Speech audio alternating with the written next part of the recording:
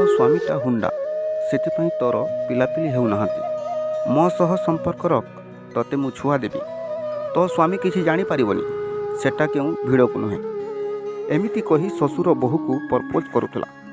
एमिति एक निंदनीय घटना घटी भद्रक जिला तिहिड़ी थाना कुबेर ग्राम में। सूचना अनुसार सरस्वती जेना गत मे मास 2021 मसीह वैदिक रीतिनीति अनुसार नरेंद्र दलाई सान पुओ मनोज कुमार दलाई को करते हेले बहार किछि दिन गलापर शशुर घर लोके तांको शारीरिक और मानसिक जंत्रणा देवा सह आहुरी अधिक यौतुक दाबी करी मारपिट करने सह शशुर नरेंद्र दलाई खराब नजर बहु पर पकाउथला। शशुर बहु को कहे तो स्वामी तो हुंडा हाउड़ा लोक पिलापिली हेउना मो सह संपर्क रखे मु तोते छुआ देवी ए कथा सरस्वती स्वामी मनोज को कहवा पर स्वामी एक कथा को विश्वास करे नहीं ओलटा माड़ मारे।